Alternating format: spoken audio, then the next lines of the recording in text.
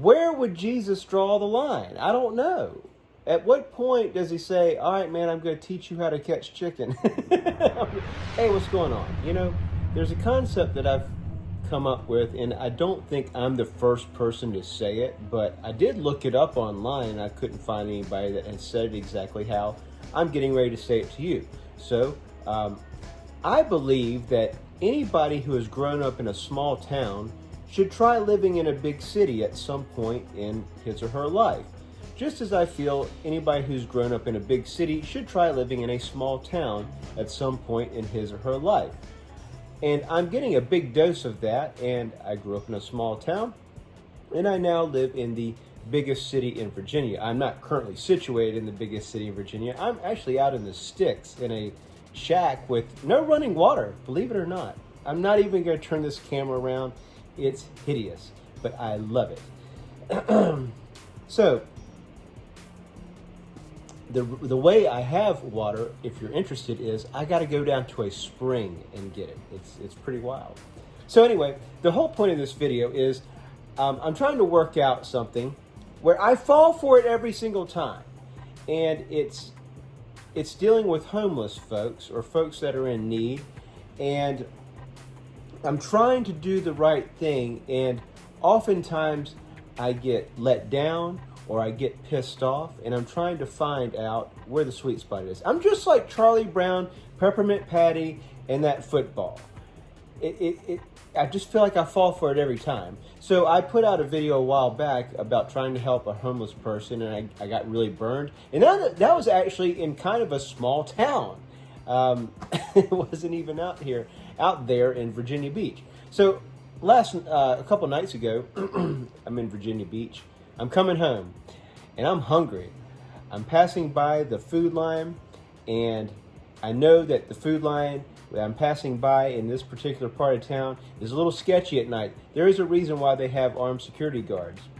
But I want some chicken, and I love rotisserie chicken because it's delicious, and you can kind of get right into it. Like I take the chicken, and I'm sitting in my car, and before I head off, I can crank off a couple drumsticks. So I'm in my car. I had the door wide open, and these dudes walked by, and they were like, "Hey man, don't eat all of that chicken in one sitting."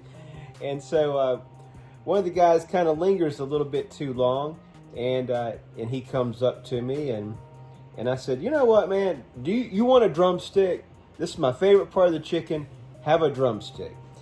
And the guy took the drumstick and he said, "Hey man, you got a couple bucks for me?" And I got pissed off. And I've been trying to work that out. Why did I get so pissed off? And I guess because, one, he was absolutely ungrateful for me sharing my food with him.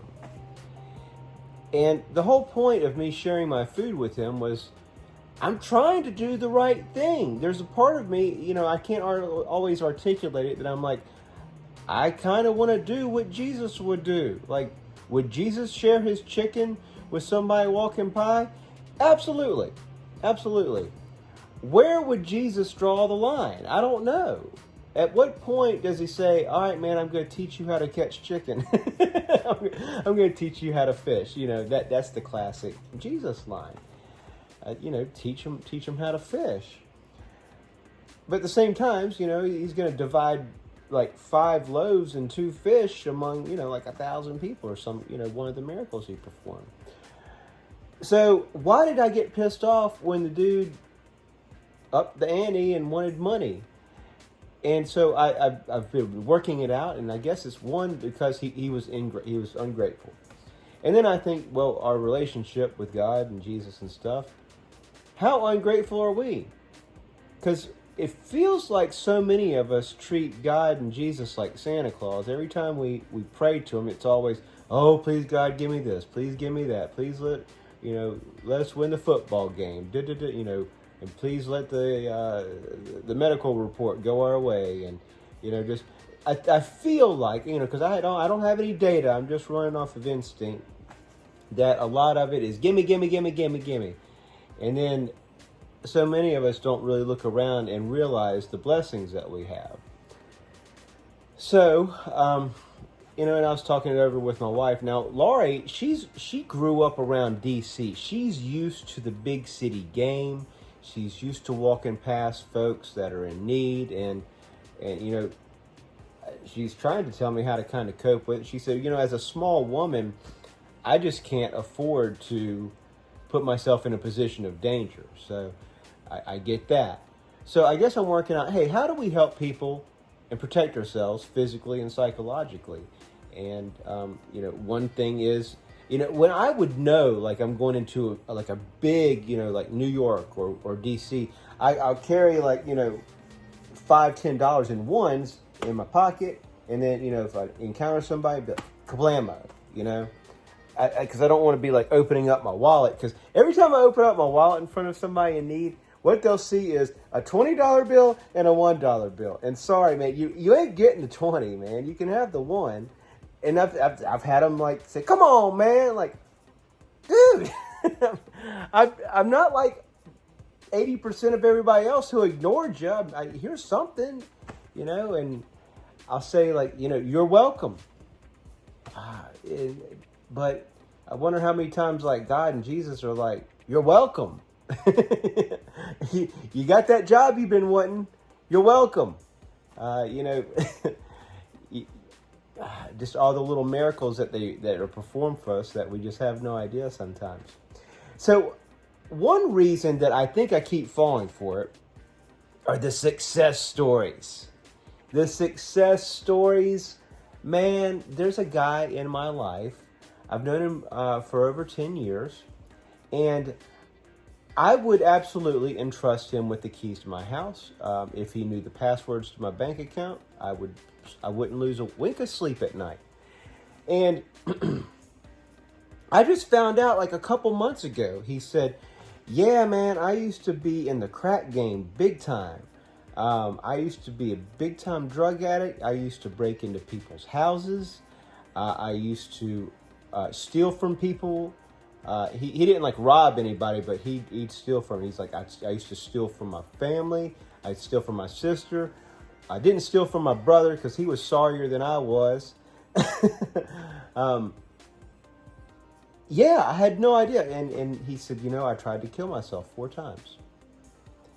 And this guy, I had no idea he had this history. And yes, he used to be homeless. I forgot to include that. He was homeless. And now this man is an upright member of our society. I want to be a part of somebody's success story somehow, some way, even if it's a small gesture. And so, another example is, I've never been to San Francisco, but I do know that there's a history of people always wanting to jump off the Golden Gate Bridge. I have no idea what precautions they have in place right now, but at one point in time, it was a thing. And one person jumped off the bridge, and when the authorities went back to his place, they found a note. And you know what that note said? That note said, "If just one person says hello to me today, I will not jump." And so I guess it's for those two things, there's the success story and the guy that all he needed was hello said to him. I guess that's why I still keep falling for it.